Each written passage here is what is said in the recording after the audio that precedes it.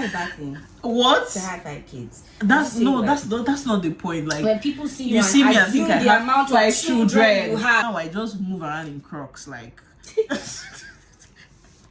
Because honestly.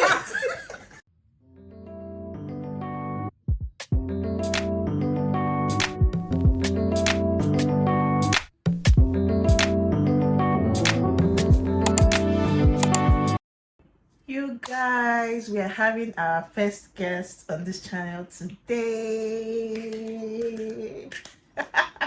I'm so excited. Hi guys, welcome back to my channel. If this is your first time here, hi, I'm so happy to meet you. If you're a returning subscriber, thank you for coming back. So like I said earlier, we're having a guest for the first time on this channel today, and she's my friend. I can't wait for you guys to meet her, so I'll be introducing her shortly. Sit back, relax, and enjoy, because this video is about to be fun. So guys, like I said earlier, this is my friend Christine.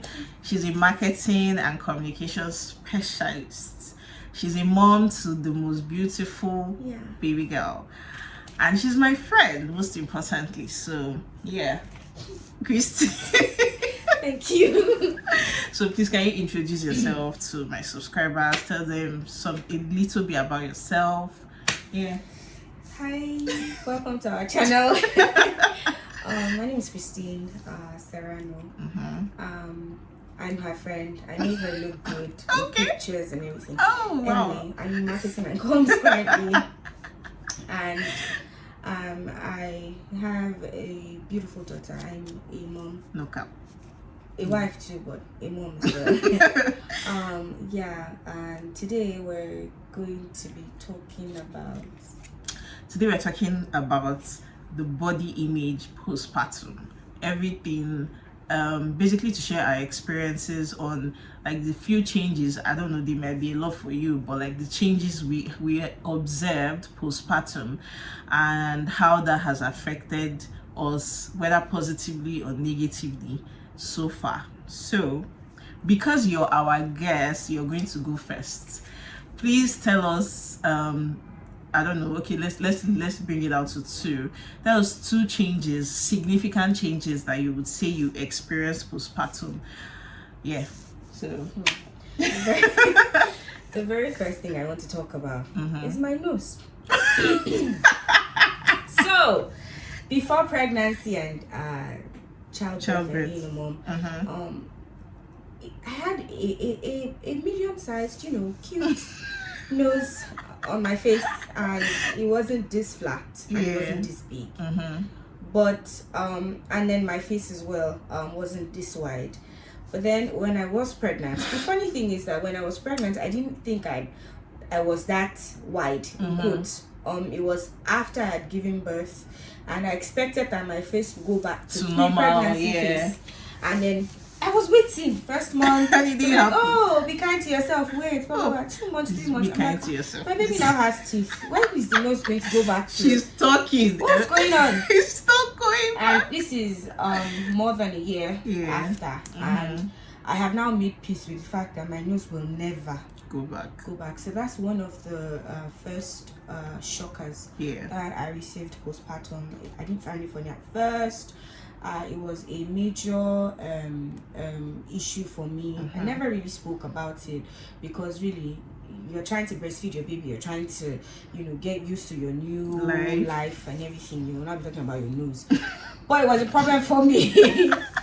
It's now, like I said, I made peace with it, but it is still something that I'm still in shock about. I did not find it funny, and I don't like that we have to change so much that we can't go back to how we were pre-pregnancy. Pregnancy and childbirth is a beautiful thing, but it sucks. It takes a lot from us. Yeah, so that's one. 2. Say it. See, we are supposed to be vulnerable. Yo, we are washing our pants outside. The second thing is I used to have the flattest stomach. Oh my god. In the world. That happens to everybody. I'm exaggerating it, but like my arms and my stomach were like my arms were really Proportional. slim, were proportional, but my stomach was really flat. It was incredibly flat that you would look at me and be like, why is your stomach so flat? And you have all these curves. Yes, oh my God. so it no was wonder. really, No really wonder. flat. See what you used to confuse my friend. really flat. And then post childbirth, it's still. It's not big anymore, but it's not flat. I still have like a very small mommy pouch. You understand, where you could wear, like, you go to the beach and if you wanted to be naked, you could. So no, of course not naked, but like wear a bikini. Now I am self-conscious. Not like I cannot wear a bikini, but I'm a lot more self-conscious about it because I feel like this is over here. Why are you not flat anymore? And then my arms, you see, my arms are like, I don't know, I'm bearing it all, right? So they're just not doing it for me.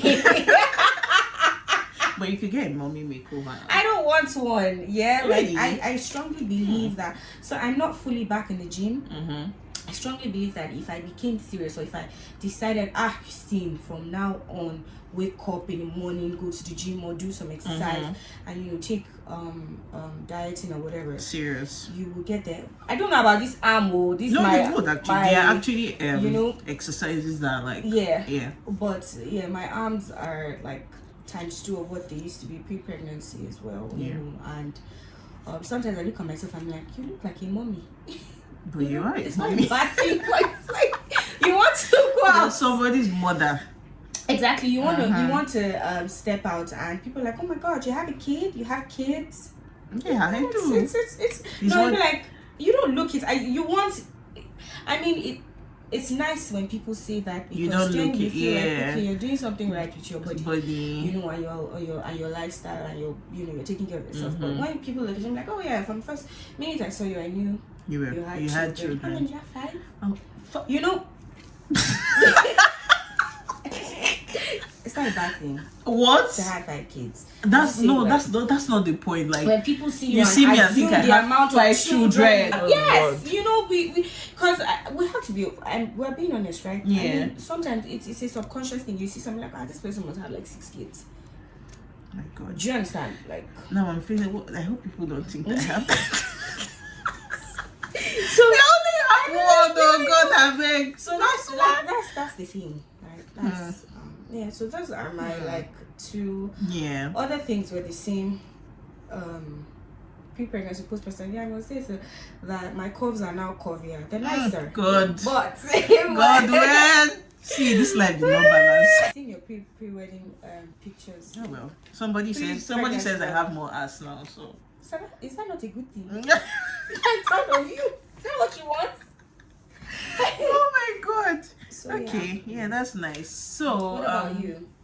For me, it's weird it's so weird, but I used to be a size 39, foot size. Oh yeah, that's true. But now I wear a 41. Ooh, yes. that's huge. Yes, like I just didn't understand it. I thought it was because everybody that I met then would be like, oh, okay, it's a pregnancy. Just make sure they check your BP. If your BP is fine, once you have your baby, it will go back to normal. And I actually like had that in mind. But till now, the leg has refused to go down. Like, it is still swollen. In fact, someone even saw me one day. I was like, this one, your leg is like this. I'm like, I'm fine. My BP is fine. Everything is fine. But my size hasn't gone back to, like, it didn't even say that it stopped in 40. Like, it just stayed in 41. Yeah, like, it's crazy. And like, all my shoes, nothing fits. Again, now I just move around in Crocs, like. Because honestly, no, the thing is, because I'm even worried to even waste my money buying shoes right now. Because if I take in again, what if I end up in 44? It genuinely scares me. Do you know what it is? Because it's like jumping to 2. Do you get? Well, I've been told, can't say for sure, but I've been told that after your first kid, right, the second child, probability that your leg would oh my God, become bigger is not much. It better not be. That it usually would just be how it was before. But then again, each child is different and each pregnancy is unique. Better, because I don't even know. That's one. The second one for me, where My boobs. So all my life I've been a busty girl, like from when I hit puberty. I've always had boobs, yeah, but I didn't expect like obviously, yeah, everybody will say, yeah, your boobs will get bigger, but because I exclusively breastfed my son, and he sucked till, in fact, you know now, yeah. He was like 14 months when I finally stopped him breastfeeding and all. Yes, he goes back. Mostly after you're done with childbearing, which could be another 10 years away. God for back to sender. Because I'm done having kids, so that's what you all say. I'm done having kids. But yeah. See, you know the good thing, this video is going up, so I'm literally, when you take in again, I'll come and screenshot this part and post it and tag you on Instagram. Just know that if it happens, I was paid to do it. Nobody paid you shit. It will just happen. Just know that I was paid. Okay. Anyway, I was told that eventually for most women, if you look at the trajectory of having kids, because when you have your first, it takes 2-3 years, you want to have another, so those 2-3 years that you're trying to conceive the second one, your boobs are getting back to normal, and then you get pregnant again. Oh God. So there are things like that. You know, there's some things that to me were badgered during pregnancy, childbirth, breastfeeding, weaning a child and everything. Those things, like the breasts. Literally, it went through a lot. That's even why I don't bother myself. Do you get? So like, that's why I didn't even. It's not something that I would mention because, for God's sake, what's your child going to drink? The first 6 months of life, at least. I mean, if you're able to breastfeed, because not everyone is able to, and that's not a problem. It's just not everyone can. Okay, guys. So we've talked about like the individual changes that we have observed in the past 1 year of being moms. So I'm just going to ask you this question. These changes, how would you say they have affected you, I don't know, as a person? You know, a lot of people talk about body dysmorphia, how they fact they can't function because of the way their body seems to them, how the insecurity is so much that it affects their mental health. And you know, this is my personal belief that while PPD, postpartum depression, is there, you know, people around, family, partners especially, they play a very, very big role in, you know, whether you sink lower than you already are or you become better for it. It's not their duty, right, to pick up your self-esteem after childbirth and weaning a child. However, support, it goes a long way. For instance, if you were a size 10 before pregnancy, and then afterwards with breastfeeding, adding weight, blah blah blah, a year later you're a size 16.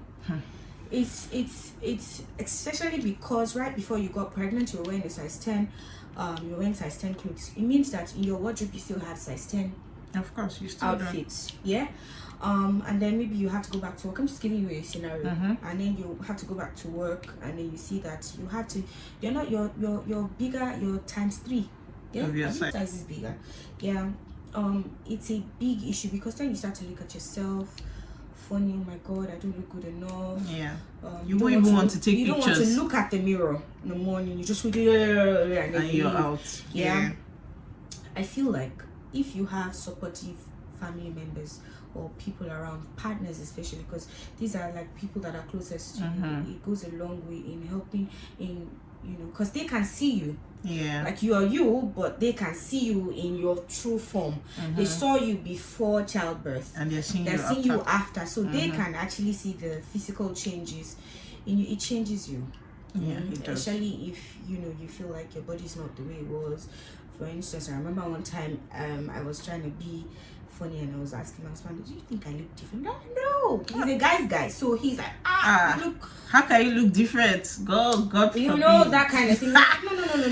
He doesn't see it. Of course I can see it, you know, but you know, maybe he thought it was his good duty to make me feel like I look okay. When I look bad, I look tall. You know, of course. So if he says otherwise, you might. No, I mean, I wouldn't say anything, but I would feel bad. Of course you would. You're asking, the truth is that you're asking a question that you're not ready for the answer. You know, this is why they always like. Yes, now, of course. Because they're always like, you're not ready for the truth. Like, And imagine me coming to ask you, babe, do I look fat? And you now tell me yes. I feel like if added, you have one, if you a bit rolls. Hey, you say what? Oh my God. Who is fat? So when Like, you just not take it. You won't take it. So, I feel like if partners, like I said, it's not their, it's support. Are you sure it's not their duty? I don't want to use the word duty because this is a personal thing. Like they're your partner, so they should support you, right, by default. So it's not a duty. It's like it's a part of the foundation of your relationship. And support, so like they say, every sphere of life, every phase of life, every shape. And the thing is that we all keep changing. The only thing is that ours is kind of like immediate because like pregnancy, pregnancy just drops. Yeah. But like even as that your spouse will still change with time. Of course. Exactly. Like and you might already even be seeing some changes, but because ours is so wrapped, like bam, is in your face. Say he's too bantaya. Like she says about her husband. What is too that? bantaya. He has it pot belly and everything. I don't see your too bantaya. I'm just saying. But, so it changes you. It could be positive, it could be negative, depending on how you take it, and the reactions of people around you. Guys, don't mind us. We are just ranting because look, like it doesn't make me feel less beautiful because I'm the most beautiful girl. It doesn't. In her world. In my world, exactly. You should be the most beautiful in your world. Try. Yeah, try really hard because if not. So yeah. Guys, the survey, I don't know, but I won't say it affected me negatively. It just made me more self-aware of the fact that I have to put in a little bit more effort into my appearance, because like for the longest time I'm a very low maintenance baby. Like across all this, even in friendships, I don't stress my friends, I don't stress my spouse, I don't have strength to even stress anybody. Like so anything that will even stress me down to even getting ready, you won't find me there. So like I never really had to put in too much effort into like the way I looked. Look at this babe now. I mean, Foxy. But now I have to put like more effort. I have to wake up. Shout out to my friend Queen that constantly wakes me up in the morning to go and run. I have to wake up to run or go to the gym or reduce my portions, even though people around you have the ability to help you because I'm doing diet and somebody's buying ice cream or buying fish. Like, you know, say you should not buy you. I don't say not buy you, but like help me buy the healthy one. God. You're buying ice cream gluten free. You buy bread, buy wheat. You buy not eat that pizza. It doesn't see our fat. I don't know, thin crust, not thick crust. You see, there are options, but it's as if it's when you even want to even reduce. That's even the time. Say for the enjoyment. The weekend was just impregnate you a second time. like you're going. Oh my God! I'm not my brain just even processed what you said. God, that big. Yeah. So So this is in my own case. Funny enough, I'm back to wearing all my clothes. I never had to buy new clothes. Yeah, me too. I didn't even buy maternity clothes. I know I didn't have to do that because my belly wasn't that big. So some of my clothes could my belly was big. In the last trimester, my son weighed 4 kg now. Did you see my 2.5? Jide. That boy showed me shaggy. It was 4 kg. My belly in the end there. Here you go.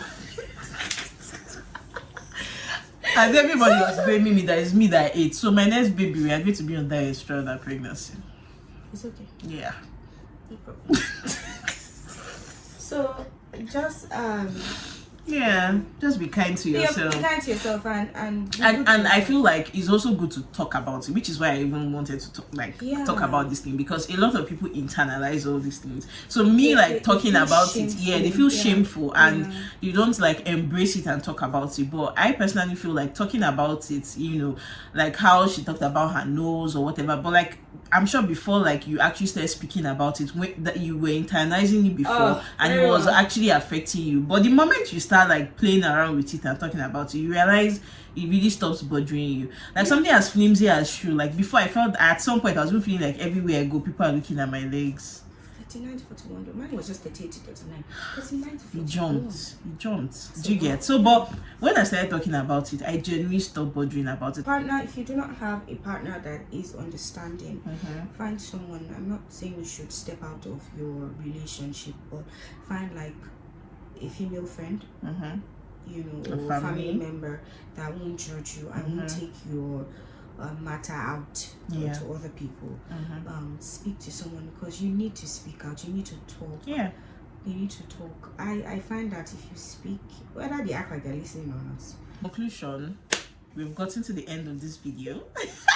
Please help me thank our beautiful first guest. It's really easy. She's the first person to launch this space. Thank you. Yeah, thank you so much for coming here and sharing your experiences with us. And in conclusion, what we've been saying, the summary of everything and us being vulnerable enough to share experiences with you is that give yourself like some grace. Some things you can change, some things you cannot change. And the things you can change, you can make conscious daily efforts like eating better, trying to move more, like exercise and staying on track and all that. But things you can't control, like there's really nothing you can do to your nose, there's really nothing you can do to your boobs, there's really nothing you can do to your legs.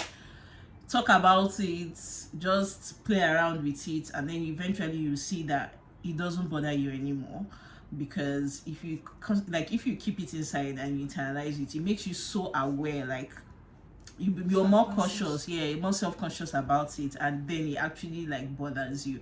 But if you have close friends who are caring, and even your spouse or partner or whoever who is kind and understanding, you realize that by the time you talk about these things and they constantly reassure you that these things don't matter, it will actually stop mattering. Thank you guys for watching. Definitely see you on the next one. Bye.